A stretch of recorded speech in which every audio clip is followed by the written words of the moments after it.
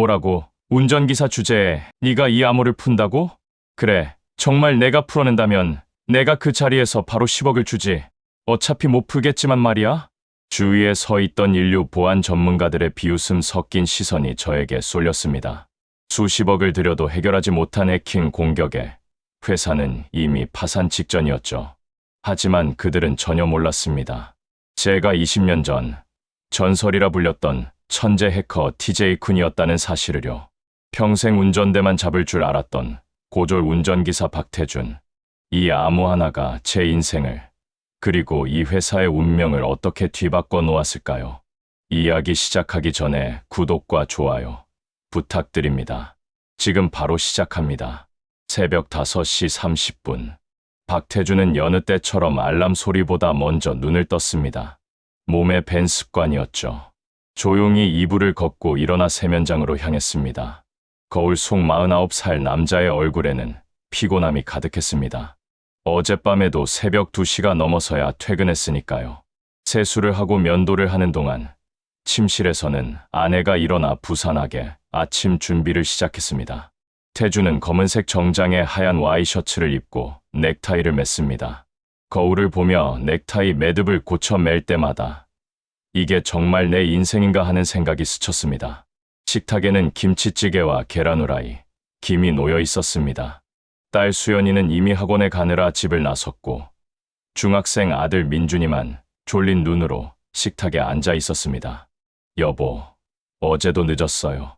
몸 괜찮아요? 아내 정미의 걱정 어린 목소리에 태준은 괜찮다는 듯 고개를 끄덕였습니다. 괜찮아. 요즘 회장님이 약속이 많으셔서 그래. 태준은 밥 한 공기를 후루룩 비우고 일어섰습니다. 민준이의 머리를 쓰다듬으며 학교 잘 다녀오라고 말했습니다. 현관에서 구두를 신는데 아내가 작은 목소리로 물었습니다. 여보, 수연이 등록금은 어떻게 할 거예요?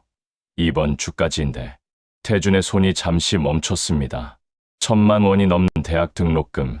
적금을 깨고 여기저기서 빌려도 아직 300만 원이 부족했습니다. 알아. 내가 어떻게든 해볼게. 태준은 무거운 마음으로 집을 나섰습니다. 지하철을 2번 갈아타고 회사 근처 주차장에 도착했습니다. 새벽 6시 40분.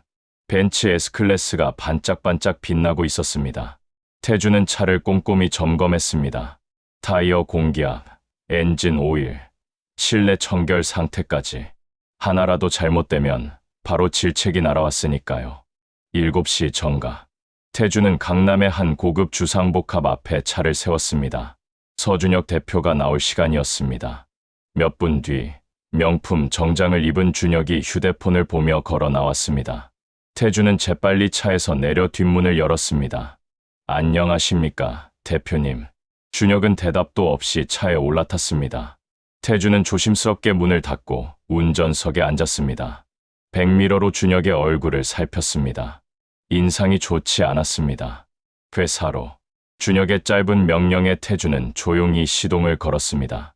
차가 출발하자마자 준혁의 전화벨이 울렸습니다. 뭐, 아직도 못 풀었다고? 이틀째야, 이틀째. 내가 얼마를 쓰는데 그 비싼 돈 받는 전문가들이 고작 이것도 못 풀어? 준혁의 목소리가 점점 커졌습니다. 태준은 숨소리조차 죽이며 운전에만 집중했습니다. 회사 전체 시스템이 먹통이라고. 당장 오늘 안에 못 풀면 협력사들이 다 빠져나간다고. 알아서 해. 준혁이 전화를 끊고는 창밖을 노려봤습니다. 태준은 조심스럽게 입을 열었습니다. 대표님, 무슨 일이라도 있으십니까? 넌 신경 꺼. 운전이나 해. 준혁의 차갑고 날카로운 목소리가 차 안을 얼렸습니다. 태준은 입을 다물었습니다. 이럴 때는 아무 말도 하지 않는 게 상책이었으니까요. 회사에 도착하자 준혁은 차에서 내리며 오늘 밤늦게까지 대기하라는 말만 남기고 성큼성큼 걸어갔습니다. 태준은 차를 주차장에 세우고 한숨을 쉬었습니다. 또 긴 하루가 시작되는 것이었습니다. 대기실에서 다른 운전기사들과 커피를 마시며 시간을 보냈습니다. 김 기사가 신문을 보다가 말했습니다. 야, 봤어? 우리 회사 기사 났네. 해킹당해서 난리래. 태준이 신문을 건네받아 보니 정말로 회사 관련 기사가 크게 실려 있었습니다. DS 테크놀로지, 랜섬웨어 공격으로 전산 마비, 복구 난항의 주가 폭락. 이거 심각한 거 아니야? 우리도 잘리는 거 아냐? 다른 운전기사가 불안한 목소리로 물었습니다. 태주는 아무 말 없이 신문을 내려놓았습니다. 하지만 머릿속으로는 기사 내용이 계속 맴돌았습니다. 랜섬웨어, 암호화, 복호화, 실패. 이런 단어들이 낯설지 않았습니다. 아주 오래전 자신이 그 세계에 있었을 때의 기억들이 희미하게 떠올랐습니다. 오후 내내 태주는 대기실과 주차장을 오가며 시간을 보냈습니다. 점심도 컵라면으로 때웠습니다. 오후 5시쯤 준혁에게서 연락이 왔습니다. 지금 당장 회의실 앞으로 오라는 것이었습니다. 태준이 10층 회의실 앞에 도착하니 안에서 고함 소리가 들렸습니다. 도대체 뭘 한 거야? 사흘째야. 전문가라는 사람들이. 유리문 너머로 준혁이 책상을 치며 화를 내는 모습이 보였습니다.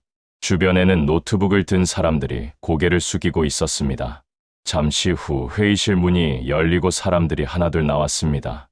모두 지친 표정이었습니다. 준혁이 태준을 보더니 차 앞에서 대기하라고 차갑게 말했습니다. 태준은 고개를 숙이고 엘리베이터로 향했습니다. 엘리베이터 안에서 한 젊은 직원이 동료에게 속삭였습니다. 진짜 심각한가 봐. 이번 주 안에 못 풀면 회사 망한대. 그래도 저 비싼 전문가들이 있잖아. 미국에서 온 사람도 있다며? 그 사람들도 손들었어. 이번 랜섬웨어는 완전히 새로운 암호화 방식이래. 태주는 그들의 대화를 들으며 복잡한 표정을 지었습니다. 새로운 암호화 방식. 전문가들도 못 푼다. 그 말은 곧 정말 고난이도라는 뜻이었습니다. 밤 9시가 넘어서야 준혁이 나타났습니다. 차에 오른 준혁의 얼굴은 더욱 어두웠습니다. 태주는 조용히 시동을 걸었습니다. 편의점 가. 준혁의 지시에 태주는 근처 편의점 앞에 차를 세웠습니다. 준혁이 내려 술을 사 가지고 돌아왔습니다. 소주 2병과 안주였습니다. 차 안에서 혼자 술을 마시기 시작했습니다. 태주는 앞만 바라보며 숨죽여 앉아 있었습니다. 준혁이 한 병을 거의 다 비우고는 갑자기 말했습니다. 야, 박 기사. 네, 대표님. 세상 참 불공평하지 않냐. 난 이렇게 돈도 많고 회사도 있는데 고작 해커 새끼들 때문에 다 날아갈 판이야. 태주는 대답하지 않았습니다. 술 취한 사람의 말에 끼어들면 안 된다는 걸 알고 있었으니까요. 넌 좋겠다. 고민 없이 그냥 운전대나 잡고 살면 되니까. 준혁의 말에 태준의 손이 핸들을 꽉 쥐었습니다. 하지만 표정은 변하지 않았습니다. 그나저나 저 암호 말이야. 전 세계 전문가들 불러다 놓고도 못 풀고 있어. 웃기지도 않아. 준혁이 빈 소주병을 흔들며 중얼거렸습니다. 그러다 갑자기 태준을 돌아보며 비웃듯 말했습니다. 야, 박 기사, 너도 한번 해볼래? 암호 풀기. 태준이 백미러로 준혁을 바라봤습니다. 준혁은 술에 취한 눈으로 계속 말을 이었습니다. 뭐라고? 운전기사 주제에 내가 이 암호를 푼다고? 그래, 정말 내가 풀어낸다면 내가 그 자리에서 바로 10억을 주지. 어차피 못 풀겠지만 말이야. 준혁의 비웃음 섞인 목소리가 차 안에 울려 퍼졌습니다. 태준은 아무 말도 하지 않고 앞만 바라봤습니다. 준혁이 다시 소주를 한 모금 마시며 말을 이었습니다. 진짜야. 10억. 내가 그 암호 풀면 내가 바로 줄게. 하지만 넌 컴퓨터도 모르잖아. 하하하. 준혁의 웃음소리가 점점 커졌습니다. 태준의 주먹이 떨렸습니다. 분노가 치밀어 올랐지만 꾹 참았습니다. 이 일을 잃을 수는 없었으니까요. 수연이 등록금, 민준이 학원비, 집 월세, 아내의 병원비. 모든 게 이 월급에 달려 있었습니다. 대표님, 많이 취하신 것 같습니다. 집으로 모시겠습니다. 태준의 차분한 목소리에 준혁은 손을 흔들며 그러라고 했습니다. 차가 출발했습니다. 준혁은 뒷좌석에서 중얼거렸습니다. 망했어. 다 망했어. 이번 주 금요일까지 못 풀면 협력사들이 다 계약 해지한대. 그럼 회사는 끝이야. 태준은 백미러로 준혁을 힐끗 봤습니다. 오만하고 거만했던 그 사람이 지금은 무너진 모습이었습니다. 하지만 동정심은 들지 않았습니다. 그동안 받았던 무시와 모욕이 떠올랐으니까요. 준혁의 집 앞에 도착했습니다. 태준이 문을 열어주자 준혁은 비틀거리며 내렸습니다. 경비원이 황급히 달려와 준혁을 부축했습니다. 태준은 인사를 하고 차에 올라탔습니다. 운전대를 잡고 한참을 그대로 앉아 있었습니다. 10억이라는 말이 계속 머릿속을 맴돌았습니다. 10억이면 수연이 대학 등록금은 물론이고 빚도 다 갚고 작은 집도 살 수 있었습니다. 아내가 더 이상 파트타임으로 고생하지 않아도 됐습니다. 하지만 곧 고개를 저었습니다. 불가능한 일이었으니까요. 전문가들도 못 푸는 암호를 자신이 풀 수 있을 리 없었습니다. 아니, 풀 수 있다 해도 그건 20년 전 이야기였습니다. 지금의 자신은 그저 운전기사일 뿐이었습니다. 태준은 한숨을 쉬고 시동을 걸었습니다. 집으로 가는 길, 신호등 앞에서 잠시 멈췄을 때 옆 전광판에 회사 뉴스가 떴습니다. DS 테크놀로지 위기, 전문가들도 손들어. 복구 실패 시 수천 명 실직 위기. 태준의 눈이 화면에 고정됐습니다. 수천 명. 그 안에는 자신도 포함되어 있었습니다. 회사가 망하면 자신도 일자리를 잃는 것이었습니다. 집에 도착한 건 밤 11시가 넘어서였습니다. 아내와 아이들은 이미 잠들어 있었습니다. 태준은 조용히 샤워를 하고 거실 소파에 앉았습니다. 텔레비전을 켰습니다. 뉴스에서도 회사 이야기가 나오고 있었습니다. DS 테크놀로지가 랜섬웨어 공격을 받아 사흘째 전산 시스템이 마비된 가운데 복구 작업이 난항을 겪고 있습니다. 회사 측은 국내외 보안 전문가들을 투입했지만 아직까지 암호 해독에 실패한 것으로 알려졌습니다. 업계에서는 이번 주 내로 복구하지 못하면 회사가 심각한 위기에 처할 것이라고 전망하고 있습니다. 화면에는 회사 건물과 심각한 표정의 임원들이 비쳤습니다. 태준은 리모컨을 내려놓고 깊게 한숨을 쉬었습니다. 이때 침실에서 아내가 나왔습니다. 잠옷 차림의 정미가 태준 옆에 앉으며 물었습니다. 여보, 아직 안 주무세요? 무슨 걱정 있어요? 태준은 잠시 망설이다가 오늘 있었던 일을 말했습니다. 준혁의 제안, 10억이라는 금액, 그리고 자신을 비웃던 그 말투까지. 정민은 조용히 듣고 있다가 물었습니다. 그래서요? 해볼 생각 있어요? 태준이 고개를 저었습니다. 불가능해.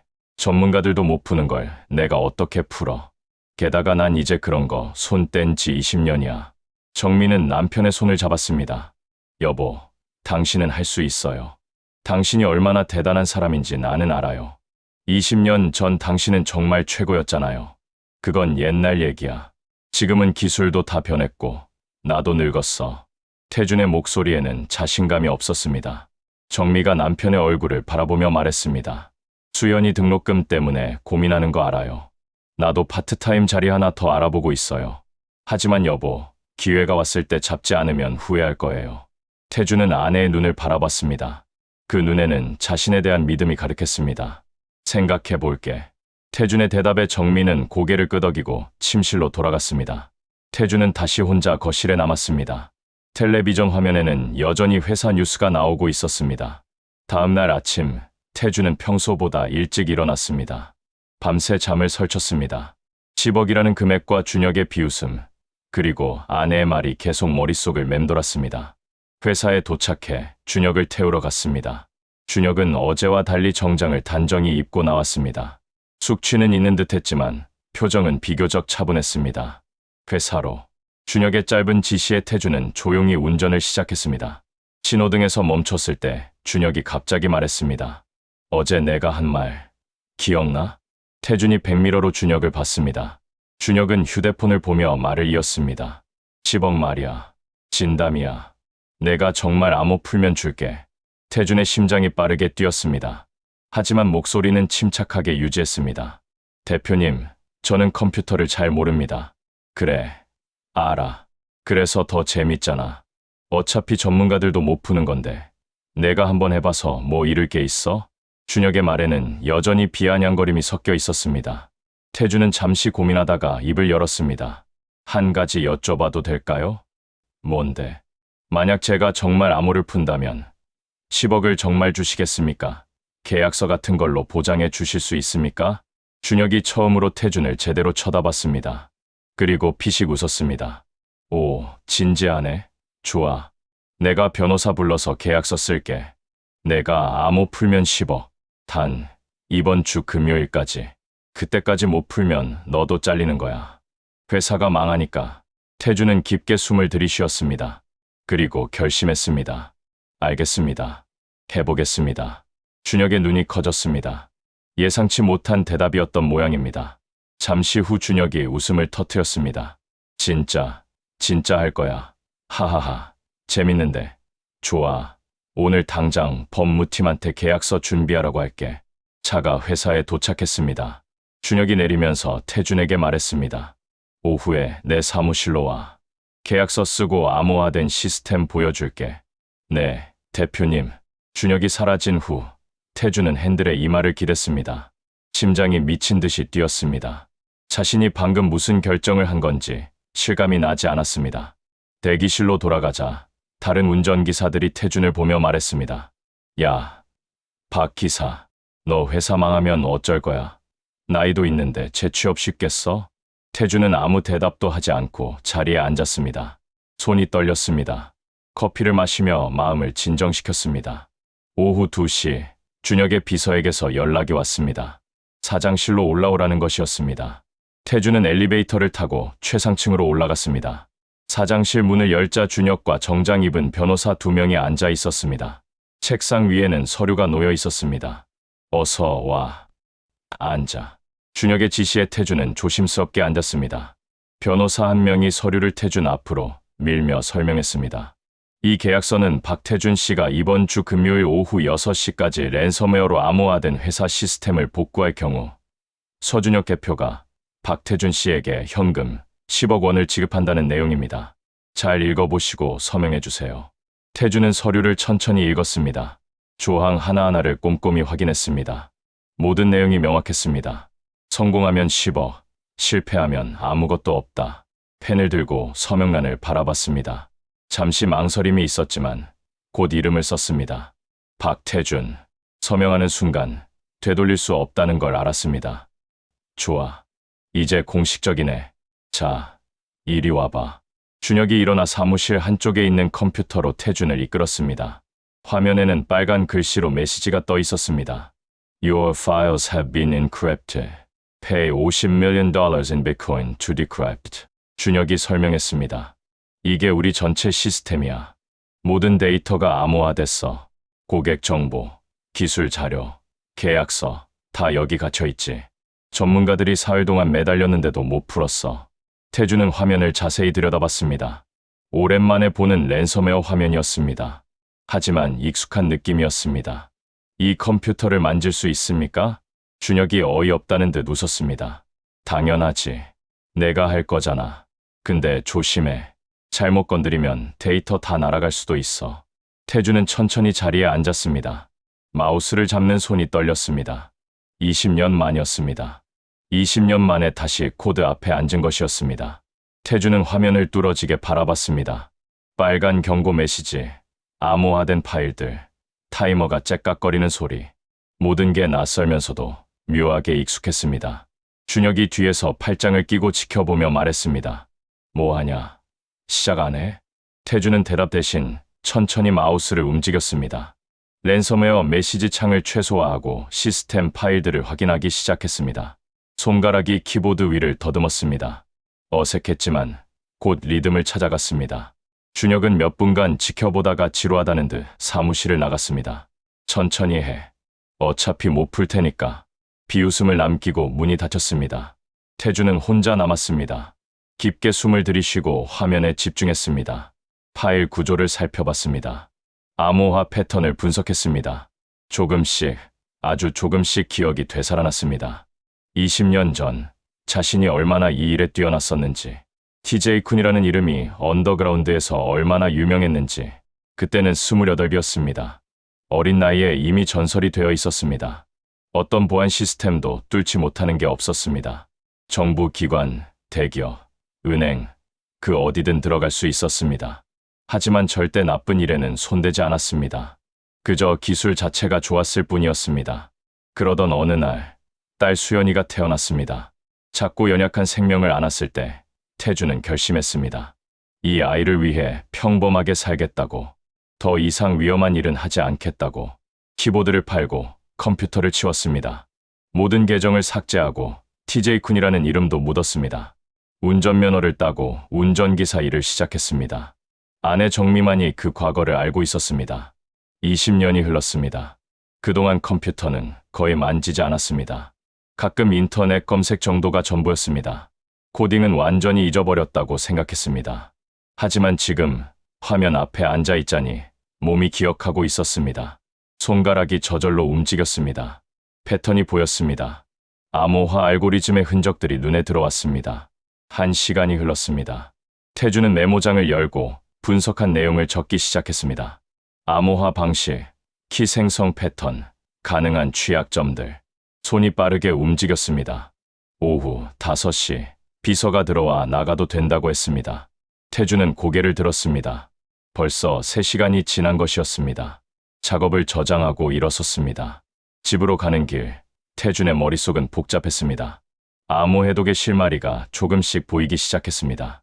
완전히 불가능한 일은 아니었습니다. 하지만 시간이 문제였습니다. 금요일까지는 너무 촉박했습니다. 집에 도착하니 가족들이 모두 모여 저녁을 먹고 있었습니다. 수연이가 아빠를 보며 물었습니다. 아빠, 오늘 일찍 오셨네요. 무슨 일 있어요? 태주는 식탁에 앉으며 대답했습니다. 응, 오늘은 좀 일찍 끝났어. 정미가 남편의 표정을 살피며 국을 떠다 줬습니다. 태주는 밥을 먹으면서도 계속 생각에 잠겨 있었습니다. 저녁을 먹고 난 후 수연이가 아빠 방으로 찾아왔습니다. 아빠, 저 궁금한 게 있는데요. 뭔데? 아빠는 옛날에 컴퓨터 일하셨다고 들었어요. 엄마한테. 태준이 놀라 딸을 바라봤습니다. 정미가 말했나 봅니다. 그게 옛날 일이야. 아주 오래전. 어떤 일 하셨어요? 프로그래머였어요? 태준은 잠시 망설이다가 고개를 끄덕였습니다. 비슷한 거였어. 보안 관련 일이었지. 와, 멋있다. 그럼 해킹도 할 수 있으세요? 태준이 쓴웃음을 지었습니다. 왜 갑자기 그런 걸 물어? 그냥요. 아빠가 갑자기 궁금해졌어요. 전 아빠가 항상 운전기사인 줄만 알았거든요. 수연이의 말에 태준의 가슴이 뭉클했습니다. 딸이 자신을 어떻게 보고 있는지 알 것 같았습니다. 그저 운전기사 아빠, 특별할 것 없는 평범한 아빠. 수연아, 아빠가 하나 물어볼게. 네, 만약 아빠가 큰 돈을 벌 수 있는 기회가 있는데 그게 아주 어려운 일이라면 어떻게 할 것 같아? 수연이가 잠시 생각하더니 대답했습니다. 해봐야죠. 안 하면 후회할 것 같아요. 실패해도 괜찮아요. 도전한 거니까요. 태주는 딸의 어깨를 토닥였습니다. 그래, 고마워. 공부하러 가. 수연이가 나간 후 태주는 책상 서랍을 열었습니다. 깊숙한 곳에 오래된 USB가 하나 있었습니다. 20년 전 마지막으로 작업했던 파일들이 담긴 USB였습니다. 컴퓨터를 켰습니다. 민준이가 학교 과제용으로 쓰는 낡은 노트북이었습니다. USB를 꽂았습니다. 파일들이 나타났습니다. 옛날 프로그램들, 코드들, 분석 자료들 하나씩 열어봤습니다. 화면을 가득 채운 코드들, 한때는 너무나 익숙했던 것들이었습니다. 지금 보니 낯설기도 하고 그립기도 했습니다. 태주는 새 파일을 열고 오늘 회사에서 분석한 내용을 정리하기 시작했습니다. 손가락이 키보드를 두드렸습니다. 처음엔 더뎠지만 점점 빨라졌습니다. 밤 12시가 넘어서야 정미가 방문을 열고 들어왔습니다. 여보, 아직도 안 자요? 응, 조금만 더. 정미가 화면을 보더니 놀란 표정을 지었습니다. 이거, 다시 시작하는 거예요? 태준이 고개를 끄덕였습니다. 해보려고. 수연이 등록금도 있고, 우리 빚도 있고, 이번이 기회일 수도 있어. 정미는 남편의 어깨에 손을 얹었습니다. 무리하지 마요. 건강이 먼저예요. 알아. 걱정 마. 정미가 나간 후 태주는 다시 화면에 집중했습니다. 랜섬웨어 암호화 패턴을 분석했습니다. 가능한 복호화 방법들을 하나씩 시뮬레이션했습니다. 새벽 2시 태주는 뭔가를 발견했습니다. 암호화 알고리즘에 아주 작은 패턴이 있었습니다. 일반 전문가들은 놓칠 수 있는 것이었습니다. 하지만 태준의 눈에는 보였습니다. 심장이 뛰었습니다. 이게 돌파구일 수도 있었습니다. 하지만 확신할 수는 없었습니다. 더 많은 분석이 필요했습니다. 다음 날 아침, 태주는 피곤한 몸을 이끌고 출근했습니다. 준혁을 태우러 가는 차 안에서 어제 발견한 것을 생각했습니다. 준혁이 차에 올랐습니다. 어제 뭐 했어? 진전 있어? 태준이 백미러로 준혁을 봤습니다. 조금 있습니다. 하지만 더 시간이 필요합니다. 시간, 금요일까지야. 이틀 남았어. 알고 있습니다. 회사에 도착해 태주는 다시 사장실 컴퓨터 앞에 앉았습니다. 어젯밤 발견한 패턴을 확인하기 시작했습니다. 코드를 하나씩 추적했습니다. 점심시간도 거른 채 작업했습니다. 화면에서 눈을 떼지 않았습니다. 패턴이 점점 명확해졌습니다. 오후 4시쯤 보안팀장이 사장실로 들어왔습니다. 미국에서 온 전문가와 함께였습니다. 그들은 태준을 보더니 의아한 표정을 지었습니다. 대표님, 이 사람이 정말 암호를 푼다는 건가요? 준혁이 피식 웃었습니다. 글쎄, 나도 모르겠네. 박 기사, 뭐 좀 보여줄 수 있어? 태준은 화면을 돌렸습니다. 그리고 자신이 발견한 패턴을 설명했습니다. 전문적인 용어들이 술술 나왔습니다. 미국 전문가의 눈이 커졌습니다. 이건 어떻게 찾으신 겁니까? 보안팀장도 놀란 표정이었습니다. 이 패턴을 우리도 찾고 있었는데 태준은 아무 말 없이 계속 작업했습니다. 그들은 뒤에서 지켜봤습니다. 준혁의 표정이 점점 진지해졌습니다. 당신 정말 운전기사가 맞습니까? 미국 전문가의 질문에 태준은 잠시 손을 멈췄습니다. 그리고 조용히 대답했습니다. 옛날에 이 일을 했었습니다. 아주 오래전에. 그날 저녁 태준은 준혁의 허락을 받아 회사 노트북을 집으로 가져왔습니다. 보안상 위험하다는 팀장의 반대도 있었지만 준혁은 허락했습니다. 시간이 촉박했으니까요. 집에 도착하자 수연이와 민준이가 호기심 어린 눈으로 아빠를 바라봤습니다. 아빠, 그게 뭐예요? 민준이가 노트북을 가리키며 물었습니다. 아빠 일하는 거야. 방해하지 마. 태준은 방으로 들어가 문을 닫았습니다. 노트북을 켜고 작업을 재개했습니다. 화면에는 복잡한 코드들이 흘러갔습니다. 저녁 8시, 정미가 저녁을 들고 들어왔습니다. 여보, 밥이라도 먹어요. 그냥 거기 놔둬. 나중에 먹을게. 정미는 걱정스러운 표정으로 남편을 바라봤습니다. 태준의 눈은 충혈되어 있었고 얼굴에는 피곤함이 가득했습니다. 너무 무리하지 마요. 몸 상하면 어떡해요. 괜찮아. 조금만 더 하면 돼. 정미가 나간 후 태준은 다시 코드에 집중했습니다. 암호화 키의 생성 패턴을 역추적하고 있었습니다. 아주 복잡한 알고리즘이었지만 점점 실마리가 잡혔습니다. 밤 10시 수연이가 방문을 두드렸습니다. 아빠, 들어가도 돼요? 들어와. 수연이가 조심스럽게 방에 들어왔습니다. 아빠의 화면을 보더니 눈이 커졌습니다. 와, 이게 다 뭐예요? 코딩이야. 컴퓨터 프로그램 만드는 거. 멋있다. 아빠가 이런 것도 할 줄 아세요? 태준이 처음으로 화면에서 눈을 떼고 딸을 봤습니다. 옛날에는 이게 내 전부였어. 근데 너 때문에 그만뒀지. 저 때문에요? 응.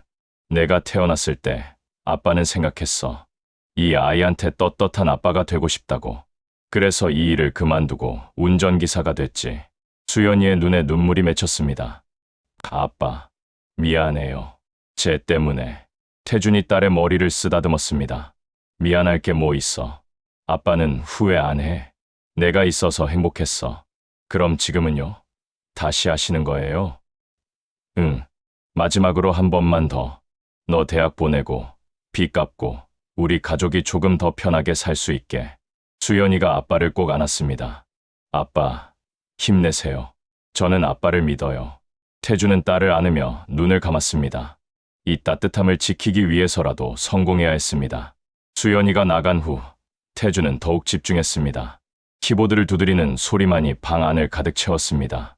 자정이 넘어 태준은 중요한 발견을 했습니다. 암호화 키 생성 알고리즘의 시드 값을 찾아낸 것이었습니다. 이것만 있으면 복호화가 가능했습니다. 심장이 두근거렸습니다. 손이 떨렸습니다. 하지만 아직 확신할 수 없었습니다. 실제로 테스트해봐야 했습니다. 태준은 샘플 파일로 테스트를 시작했습니다. 코드를 시행했습니다. 화면에 진행바가 나타났습니다. 1%, 5%, 10%, 숨을 죽이고 지켜봤습니다. 20%, 30%, 50%, 거의 다 됐습니다. 90%, 95%, 100%, 완료. 파일이 열렸습니다. 암호화가 풀린 것이었습니다. 태준은 믿을 수 없다는 표정으로 화면을 바라봤습니다. 성공했습니다. 정말 성공한 것이었습니다. 하지만 기뻐하기엔 이릅니다. 이건 샘플 파일일 뿐이었습니다. 실제 회사 전체 시스템을 복구하려면 훨씬 더 복잡한 작업이 필요했습니다. 태주는 메모를 하기 시작했습니다. 필요한 단계들, 예상 시간, 리스크들, 모든 것을 꼼꼼히 적었습니다. 새벽 3시, 태주는 작업을 멈추고 잠자리에 들었습니다. 몸은 피곤했지만 마음은 흥분되어 있었습니다. 다음 날 아침, 태주는 평소보다 일찍 일어났습니다. 어젯밤의 성과를 준혁에게 보고해야 했습니다. 회사로 가는 차 안에서 준혁이 물었습니다. 어젯밤에 뭐 했어? 샘플 파일 복호화에 성공했습니다. 준혁의 눈이 커졌습니다. 뭐, 진짜? 네, 오늘 보여드리겠습니다. 회사에 도착하자마자 태주는 사장실로 올라갔습니다. 노트북을 켜고 어젯밤 작업한 내용을 보여줬습니다. 준혁은 믿을 수 없다는 표정으로 화면을 바라봤습니다. 이게 정말 풀린 거야? 네. 하지만 전체 시스템을 복구하려면 아직 시간이 더 필요합니다. 얼마나? 최소 이틀. 그리고 보안팀의 도움도 필요합니다. 준혁이 즉시 보안팀장에게 전화를 걸었습니다. 지금 당장 사장실로 와. 박 기사가 뭔가 찾았어. 10분 후 보안팀장과 전문가들이 사장실로 몰려왔습니다. 태주는 자신이 발견한 것을 설명했습니다. 전문가들은 놀라움을 감추지 못했습니다. 이건 정말 획기적인 발견입니다. 어떻게 이걸 찾으셨습니까? 태주는 조용히 대답했습니다. 경험입니다. 20년 전 경험. 미국 전문가가 손을 내밀었습니다. 존경합니다. 당신은 진짜 전문가군요. 태주는 그의 손을 잡았습니다. 그 순간 20년 만에 자신의 진짜 모습을 인정받는 기분이었습니다. 보안팀장이 말했습니다. 대표님, 이분과 협업하면 시스템 복구가 가능할 것 같습니다. 준혁이 태준을 바라봤습니다. 처음으로 존중하는 눈빛이었습니다. 박 기사, 아니, 박 선생님, 우리 팀과 함께 작업해 주시겠습니까? 태준은 고개를 끄덕였습니다. 그러겠습니다. 그날부터 태준은 보안팀과 함께 본격적인 복구 작업에 들어갔습니다. 별도의 작업실이 마련됐고 최신 장비들이 제공됐습니다. 운전기사에서 보안 전문가로 태준의 위치가 바뀌기 시작했습니다. 목요일 아침, 태준은 더 이상 운전기사 정장이 아닌 편한 옷을 입고 출근했습니다. 준혁의 허락을 받은 것이었습니다. 회사에 도착하자 보안팀 사무실로 바로 향했습니다. 이미 팀원들이 모여 있었습니다. 어제까지만 해도 태준을 무시하던 사람들이었지만 이제는 달랐습니다. 박 선생님, 여기 앉으세요. 보안팀장이 태준을 위해 자리를 마련해뒀습니다. 최신형 컴퓨터와 듀얼 모니터가 설치되어 있었습니다. 감사합니다. 태준은 자리에 앉아 컴퓨터를 켰습니다. 팀원들이 둘러섰습니다. 오늘 계획을 말씀드리겠습니다. 태준은 화이트보드에 복구 단계를 그리기 시작했습니다. 1단계 키 추출, 2단계 시스템 분석, 3단계 순차적 복호화, 4단계 데이터 무결성 검증. 각 단계별로 예상 시간과 필요한 인력을 설명했습니다. 전문가들도 고개를 끄덕이며 들었습니다. 질문 있으십니까? 미국 전문가가 손을 들었습니다. 3단계에서 문제가 발생하면 어떻게 하실 건가요? 백업 플랜이 있습니다. 태준은 준비해온 대안을 설명했습니다. 모든 것이 치밀하게 계획되어 있었습니다. 준혁이 사무실 문을 열고 들어왔습니다. 어떻게 되고 있어? 보안팀장이 대답했습니다.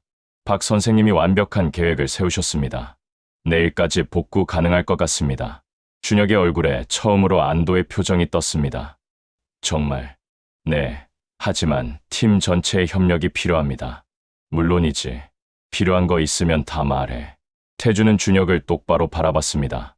한 가지 부탁이 있습니다. 뭔데? 제가 성공하면 10억은 약속대로 주셔야 합니다. 하지만 그것보다 중요한 게 있습니다. 준혁의 눈썹이 올라갔습니다. 뭔데? 존중입니다. 저뿐만 아니라 이 회사의 모든 직원들에게요. 운전기사든 청소부든 경비원이든 모두 똑같은 사람입니다. 사무실이 조용해졌습니다. 모두가 태준을 바라봤습니다. 준혁의 얼굴이 굳었습니다. 당신이 나한테 훈계하는 거야? 아닙니다. 부탁드리는 겁니다. 저는 20년 동안 무시당하며 살았습니다. 그게 얼마나 고통스러운지 압니다. 돈보다 중요한 게 존중입니다. 준혁은 잠시 아무 말도 하지 않았습니다. 그러다 천천히 고개를 끄덕였습니다. 알았어. 약속하지. 시스템만 복구해줘. 감사합니다. 태주는 다시 작업으로 돌아갔습니다. 팀원들의 눈빛이 달라져 있었습니다. 존경과 감사가 섞인 시선이었습니다. 본격적인 작업이 시작됐습니다. 태주는 키 추출 프로그램을 시행했습니다. 화면에 코드가 빠르게 흘러갔습니다. 팀원들은 각자 맡은 부분을 처리했습니다. 태준이 지시를 내리면 즉시 실행했습니다. 완벽한 팀워크였습니다. 점심시간이 됐지만 아무도 자리를 뜨지 않았습니다. 도시락을 시켜 먹으며 작업을 계속했습니다. 오후 2시 1단계가 완료됐습니다. 키 추출에 성공한 것이었습니다. 좋습니다. 2단계로 넘어갑니다. 태준은 쉬지 않고 다음 작업을 시작했습니다. 시스템 전체를 분석하며 암호화된 파일들의 구조를 파악했습니다. 오후 5시 2단계도 완료됐습니다. 생각보다 빨랐습니다.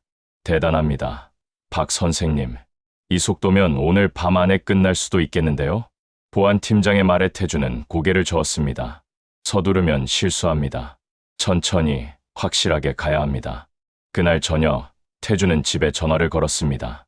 여보, 오늘 못 들어갈 것 같아. 회사에서 밤새 작업해야 해. 괜찮아요. 조심하고 몸 챙기세요. 정미의 목소리에는 걱정과 응원이 섞여 있었습니다. 수연이랑 민준이한테 아빠 힘내고 있다고 전해줘.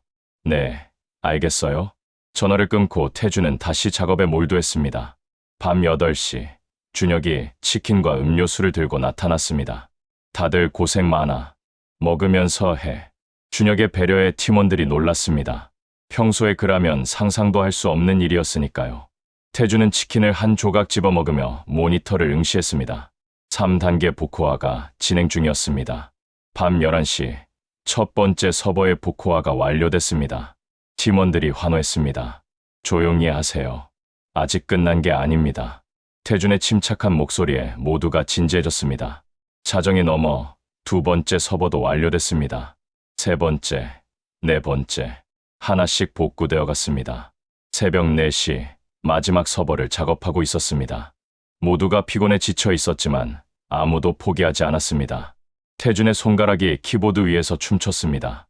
20년 만에 느끼는 이 희열, 코드와 하나가 되는 이 순간, 새벽 5시 30분, 마지막 진행 바가 100%에 도달했습니다. 완료됐습니다. 태준의 말에 사무실이 폭발했습니다. 환호와 박수가 터져 나왔습니다. 보안팀장이 태준을 껴안았습니다. 해냈습니다. 정말 해냈어요. 미국 전문가도 감격한 표정으로 태준의 손을 잡았습니다. 당신은 천재입니다. 정말 대단합니다. 태준은 피곤한 얼굴로 미소 지었습니다. 하지만 마음 한편으로는 아직 끝나지 않았다는 걸 알고 있었습니다. 4단계가 남았습니다. 데이터 무결성 검증입니다. 모두가 다시 자리에 앉았습니다. 태준은 검증 프로그램을 시행했습니다. 1시간이 흘렀습니다. 검증이 완료됐습니다. 모든 데이터가 온전했습니다. 손실된 것이 하나도 없었습니다. 성공입니다. 완벽하게 복구됐습니다. 이번엔 정말로 끝났습니다. 사무실에 있던 모든 사람이 일어나 박수를 쳤습니다. 태준은 의자에 깊숙이 몸을 기댔습니다. 해냈습니다. 정말로 해낸 것이었습니다. 금요일 아침 8시, 준혁이 사무실로 들어왔습니다. 밤새 작업한 팀원들은 모두 책상에 엎드려 자고 있었습니다. 태준만 유일하게 깨어 있었습니다. 대표님, 태준의 목소리에 준혁이 돌아봤습니다. 완료됐습니까? 네. 모든 시스템이 복구됐습니다. 준혁은 믿을 수 없다는 표정으로 태준에게 다가왔습니다. 정말. 네. 직접 확인해 보시겠습니까? 태준은 자리에서 일어나 메인 서버에 접속했습니다. 화면에 정상적인 시스템 화면이 떴습니다. 모든 파일이 열렸습니다. 고객 데이터, 기술 자료, 계약서, 모든 것이 온전했습니다. 준혁의 손이 떨렸습니다. 입을 다물지 못했습니다. 이게 정말. 태준은 조용히 보고했습니다. 전체 시스템 복구율 100%, 데이터 손실 제로, 보안 취약점, 패치 완료, 재발 방지 프로그램 설치 완료. 준혁이 태준을 똑바로 바라봤습니다. 눈에 눈물이 맺혔습니다. 고맙습니다. 정말 고맙습니다. 준혁이 깊게 고개를 숙였습니다. 사장이 운전기사에게 절을 한 것이었습니다. 잠들어 있던 팀원들이 하나둘 깨어났습니다. 보안팀장이 상황을 파악하고는 벌떡 일어났습니다. 성공했습니까? 태준이 고개를 끄덕였습니다. 팀장이 주먹을 불끈 쥐며 환호했습니다. 잘했습니다. 우리가 해냈어요. 사무실이 다시 한번 축제 분위기가 됐습니다. 준혁은 즉시 임원회의를 소집했습니다. 1시간 후 회사 전체에 공지가 떨어졌습니다. 시스템 복구 완료. 정상 업무 재개. 직원들이 환호했습니다. 협력사들에게 연락이 갔습니다. 계약은 유지됐습니다. 회사는 살아났습니다. 언론에서도 난리였습니다. DS 테크놀로지 기적적 복구. 내부 보안 전문가가 해냈다. 오전 10시 준혁이 태준을 사장실로 불렀습니다. 방에는 준혁과 변호사만 있었습니다. 앉으세요. 박 선생님. 준혁의 존칭에 태준은 조금 어색했지만 자리에 앉았습니다. 약속대로 10억입니다. 변호사가 서류를 태준 앞에 놓았습니다. 계좌 이체 동의서였습니다. 여기 서명하시면 바로 이체해드리겠습니다. 태준은 펜을 들었습니다. 하지만 서명하기 전에 준혁을 봤습니다. 대표님, 한 가지만 더 부탁드려도 될까요? 뭐든지 말씀하세요. 이 회사의 모든 직원들에게 보너스를 주십시오. 운전기사, 청소부, 경비원, 모두요. 그들도 이 회사를 지키는 사람들입니다. 준혁이 놀란 표정을 지었습니다. 그건 당신 돈인데요? 제 돈이 아닙니다. 이 회사가 살아남은 건 모두의 노력이었습니다. 준혁은 한참을 태준을 바라봤습니다. 그러고는 천천히 고개를 끄덕였습니다. 알겠습니다. 그렇게 하죠. 태준이 서류에 서명했습니다. 몇 분 후 휴대폰에 문자가 왔습니다. 10억 원 입금 완료. 태준은 숫자를 보며 실감이 나지 않았습니다. 평생 모아도 볼 수 없는 금액이었습니다. 우리 회사에서 정식으로 일해 주실 수 있겠습니까? 보안 이사로 모시고 싶습니다. 태준은 잠시 생각했습니다. 매력적인 제안이었습니다. 하지만 곧 고개를 저었습니다. 감사하지만 거절하겠습니다. 왜요? 당신 같은 인재가 운전기사로 사는 건 낭비입니다. 저는 운전기사로 계속 일하고 싶습니다. 준혁이 이해할 수 없다는 표정을 지었습니다. 10억을 받았는데도요? 네. 돈이 생겼다고 제 정체성까지 바뀌는 건 아닙니다. 저는 20년간 운전기사였고 앞으로도 그럴 겁니다. 하지만 한 가지 조건이 있습니다. 태준이 말을 이었습니다. 제가 계속 대표님 운전기사로 일할 수 있게 해주세요. 대신 사람 대접은 해주십시오. 저뿐만 아니라 모든 직원들에게요. 준혁은 한참을 말없이 태준을 바라봤습니다. 그리고 천천히 손을 내밀었습니다. 약속하겠습니다. 박 선생님, 두 사람은 악수했습니다. 더 이상 상사와 부하가 아니었습니다. 서로를 존중하는 동료였습니다. 태준이 사장실을 나오자 복도에 직원들이 줄지어 서 있었습니다. 모두가 박수를 쳤습니다. 감사합니다. 박 선생님. 덕분에 회사가 살았습니다. 태준은 고개를 숙여 인사했습니다. 그리고 엘리베이터를 탔습니다. 1층에 내리자 다른 운전기사들이 기다리고 있었습니다. 야, 박 기사, 아니, 박 선생. 진짜 대단하더라. 김 기사가 태준의 어깨를 두드렸습니다. 우리도 덕분에 보너스 받는데 고맙다. 태준은 웃으며 대답했습니다. 우리 모두의 몫입니다.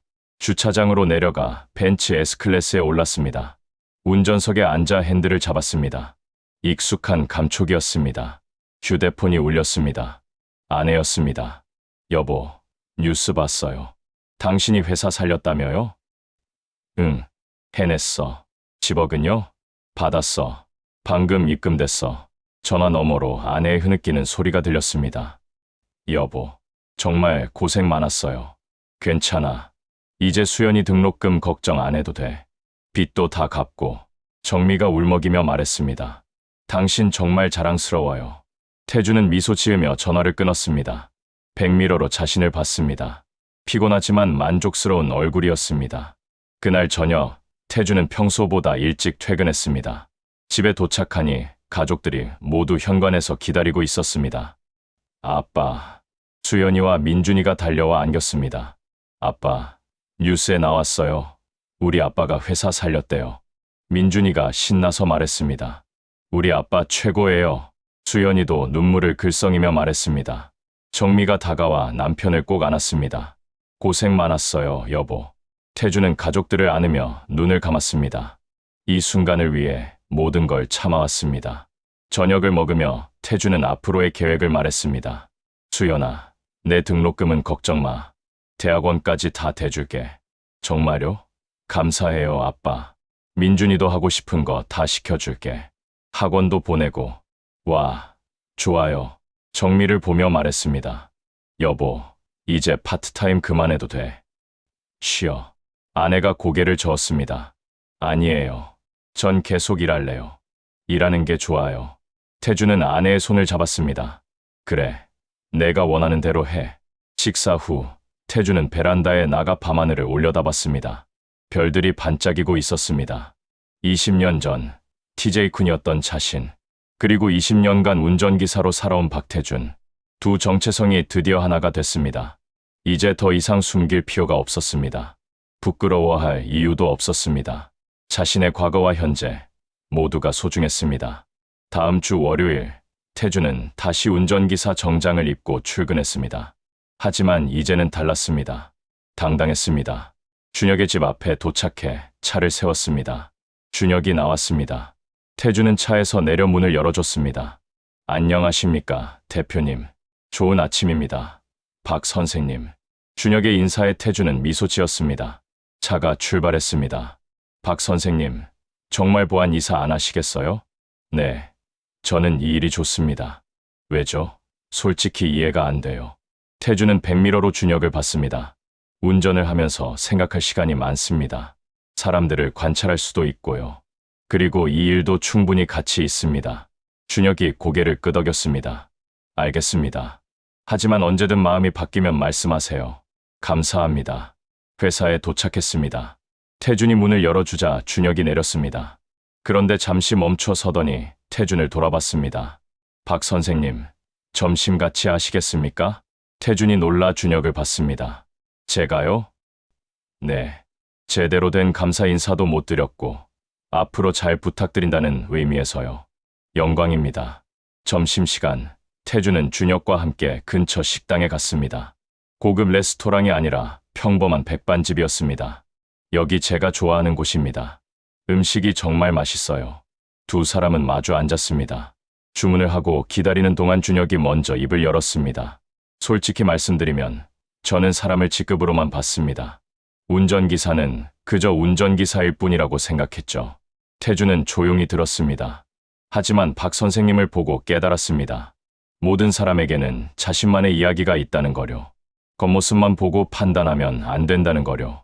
대표님도 배우시는 거죠. 저도 마찬가지입니다. 음식이 나왔습니다. 두 사람은 함께 식사를 했습니다. 대화가 이어졌습니다. 일 이야기, 가족 이야기, 인생 이야기. 식사를 마치고 회사로 돌아가는 길, 준혁이 말했습니다. 박 선생님, 제가 하나 제안을 해도 될까요? 말씀하세요. 우리 회사의 보안 자문위원으로 계시면 어떨까요? 운전기사 일은 계속하시되 필요할 때마다 보안 관련 조언을 해주시는 거죠. 태준이 잠시 생각했습니다. 급여는 따로 드리겠습니다. 부담 없이 해주실 수 있는 선에서요. 그 정도라면 괜찮을 것 같습니다. 감사합니다. 그날 이후 태준의 일상은 조금 바뀌었습니다. 평소에는 운전기사로 일하고 필요할 때는 보안회의에 참석했습니다. 직원들의 태도도 완전히 달라졌습니다. 더 이상 무시하거나 함부로 대하지 않았습니다. 존중과 친절로 대했습니다. 어느 날 태준이 주차장에서 차를 닦고 있는데 신입사원 한 명이 다가왔습니다. 저기, 박 선생님이시죠? 네, 그런데요. 저 이번에 입사한 김민수라고 합니다. 선배들한테 선생님 이야기 많이 들었어요. 그래요? 정말 멋있으세요. 저도 선생님처럼 되고 싶어요. 태준이 웃었습니다.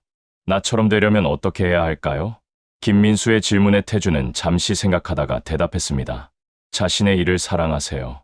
그게 뭐든 간에. 그리고 겸손하세요. 배움은 끝이 없으니까요. 명심하겠습니다. 김민수가 인사하고 돌아갔습니다. 태준은 다시 차를 닦기 시작했습니다. 저녁, 집에 돌아가니 수연이가 대학 합격 통지서를 들고 기다리고 있었습니다. 아빠, 합격했어요. 정말 축하한다. 태준은 딸을 안아주었습니다.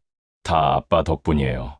등록금 걱정 없이 공부할 수 있게 해주셔서 감사해요. 넌 내 노력으로 합격한 거야. 자랑스럽다. 그날 밤 가족들은 작은 파티를 열었습니다. 치킨과 피자를 시켜 먹으며 수연이의 합격을 축하했습니다. 민준이가 아빠에게 물었습니다. 아빠는 꿈이 뭐예요? 태준이 아들을 보며 대답했습니다. 아빠 꿈은 너희가 행복한 거야. 그게 전부야. 저도 나중에 아빠처럼 멋진 사람이 될래요. 민준이의 말에 태준은 머리를 쓰다듬어 주었습니다. 넌 이미 멋진 아이야. 며칠 후 회사에서 전체 직원 회식이 열렸습니다. 태준도 초대받았습니다. 식당에 도착하니 모든 직원이 모여 있었습니다. 준혁이 앞에 나와 인사했습니다. 여러분, 오늘은 특별한 날입니다. 우리 회사가 위기를 극복한 것을 축하하고 무엇보다 그 위기를 구해준 분께 감사를 표하는 자리입니다. 준혁이 태준을 바라봤습니다. 박태준 선생님, 앞으로 나와 주시겠습니까? 태준은 어색하게 앞으로 나갔습니다. 모든 직원이 박수를 쳤습니다. 박 선생님께서는 20년간 묵묵히 운전기사로 일하시며 저희 회사를 지켜주셨습니다. 그리고 최근에는 회사를 위기에서 구해주셨죠. 진심으로 감사드립니다. 준혁이 깊게 고개를 숙였습니다. 모든 임원과 직원들도 함께 고개를 숙였습니다. 태준은 눈시울이 뜨거워졌습니다. 감사합니다. 하지만 저 혼자 한 게 아닙니다. 보안팀, 그리고 모든 직원 여러분이 함께 해주셨기에 가능했습니다. 박수가 더욱 커졌습니다. 회식이 끝나고 집으로 돌아가는 길, 태준은 차 안에서 혼자 미소 지었습니다. 20년 만에 처음으로 자신이 인정받는다는 느낌을 받았습니다. 집에 도착해 아내에게 오늘 있었던 일을 말했습니다. 정말 다행이에요. 당신이 드디어 제대로 된 대우를 받는 것 같아서. 응, 나도 그래. 하지만 여보, 약속해요. 절대 교만해지지 말아요. 태준이 아내를 봤습니다. 무슨 말이야? 돈이 생기고 인정받으면 사람이 변하잖아요. 당신은 절대 변하지 마요. 태준은 아내의 손을 잡았습니다. 걱정 마. 난 항상 내 남편이고 애들 아빠야. 그것만으로도 충분해. 정미가 남편을 안았습니다. 사랑해요. 나도 사랑해. 그로부터 석 달이 흘렀습니다. 태준은 여전히 운전기사로 일했습니다. 하지만 이제는 단순한 운전기사가 아니었습니다. 회사의 보안 자문위원이자 모든 직원에게 존경받는 사람이었습니다. 어느 토요일 아침, 태준은 가족들과 함께 새 집을 보러 갔습니다. 10억 중 일부러 아담한 아파트를 사기로 한 것이었습니다. 와, 여기 진짜 좋다. 민준이가 넓은 거실을 뛰어다녔습니다.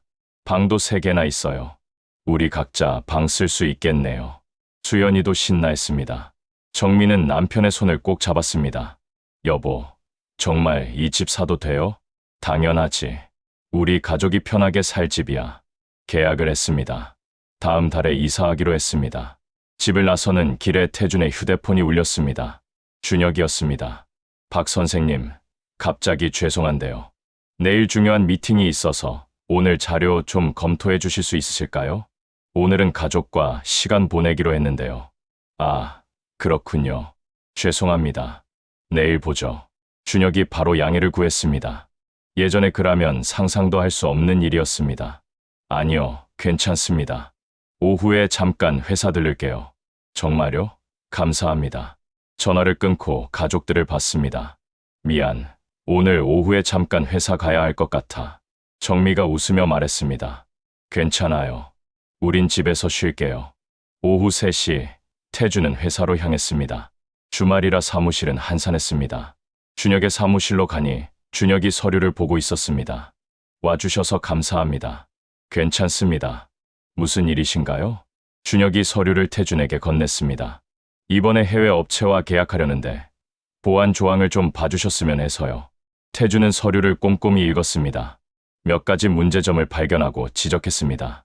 이 부분은 위험합니다. 수정이 필요해요. 어떻게요? 태준은 펜을 들고 수정안을 작성했습니다. 준혁은 감탄하며 봤습니다. 역시 박 선생님이세요. 우리 법무팀도 못 찾은 걸 찾으시네요. 경험이죠. 작업이 끝나고 태준이 일어서려는데 준혁이 말했습니다. 박 선생님, 잠깐만요. 네, 한 가지 여쭤봐도 될까요? 물어보세요. 후회 안 하세요.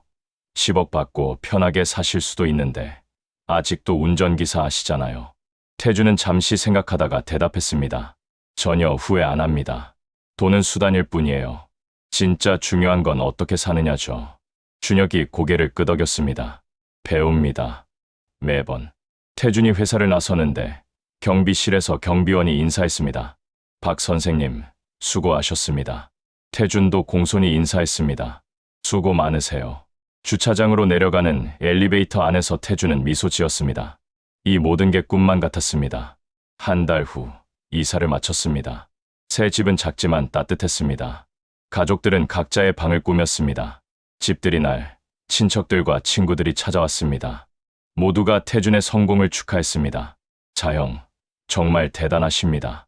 역시 우리 매형이에요. 태준은 겸손하게 웃으며 손님들을 맞았습니다. 저녁이 되어 손님들이 돌아가고 가족들만 남았습니다. 거실에 모여 앉아 차를 마셨습니다. 아빠, 이제 부자 됐으니까 일 그만두고 쉬어요. 민준이의 말에 태준이 웃었습니다. 아빠는 아직 일하고 싶어. 일하는 게 좋거든. 저도 아빠처럼 일을 사랑하는 사람이 될래요. 수연이가 말했습니다. 정미가 남편을 바라보며 말했습니다. 여보, 고생 많았어요. 정말로. 태준은 아내의 손을 잡았습니다. 아니야, 우리 함께 이겨낸 거야. 그날 밤, 태준은 베란다에 나가 밤하늘을 봤습니다. 별들이 반짝이고 있었습니다. 20년 전 TJ쿤이었던 자신, 20년간 평범한 운전기사로 살았던 박태준, 그리고 지금 두 정체성을 모두 가진 자신, 후회는 없었습니다. 모든 순간이 의미 있었습니다. 힘들었던 시간도, 무시당했던 순간도 모두 자신을 만든 과정이었습니다. 그리고 무엇보다 가족이 있었습니다. 사랑하는 아내, 자랑스러운 아이들. 그들을 위해 살아온 20년이 결코 헛되지 않았습니다. 다음 주 월요일, 태준은 다시 운전대를 잡았습니다. 준혁을 태우고 회사로 향했습니다. 좋은 아침입니다. 박 선생님. 좋은 아침입니다. 대표님. 차가 도로를 달렸습니다. 아침 햇살이 차창을 비췄습니다. 박 선생님, 오늘 점심 뭐 드실래요? 제가 살게요. 감사합니다. 아무거나 좋습니다. 두 사람은 편안하게 대화를 나눴습니다. 더 이상 상사와 부하가 아니었습니다. 서로를 존중하는 동료였습니다. 회사에 도착했습니다. 태준이 차를 세우고 문을 열어줬습니다. 감사합니다. 천만에요. 준혁이 회사로 들어갔습니다. 태준은 주차장에 차를 세우고 잠시 앉아 있었습니다. 휴대폰을 꺼내 가족 사진을 봤습니다. 모두가 환하게 웃고 있는 사진이었습니다. 이게 진짜 승리구나. 태준은 혼잣말을 했습니다. 10억이 아니었습니다. 인정받는 것도 아니었습니다. 진짜 승리는 가족과 함께 행복하게 사는 것이었습니다. 그리고 자신이 하는 일을 사랑하고 사람들에게 존중받으며 당당하게 사는 것이었습니다. 태준은 차에서 내려 하늘을 올려다봤습니다. 파란 하늘이 펼쳐져 있었습니다. 새로운 하루가 시작됐습니다. 평범하지만 특별한 하루. 운전기사 박태준의 하루. 그리고 전설의 해커 TJ쿤의 하루. 두 정체성을 가진 한 남자의 이야기는 이렇게 끝이 났습니다. 아니, 끝이 아니라 새로운 시작이었습니다. 태준은 미소 지으며 사무실로 걸어갔습니다. 오늘도 할 일이 많았으니까요. 하지만 이제는 두렵지 않았습니다. 무시당하지도 않았습니다. 당당했습니다. 운전기사 박태준, 보안 전문가 박태준, 남편 박태준, 아빠 박태준, 모든 역할을 자랑스럽게 해내는 한 남자의 이야기. 그 이야기는 계속될 것입니다. 매일매일 새로운 장으로. 오늘의 이야기가 즐거우셨다면 좋아요와 구독 부탁드립니다.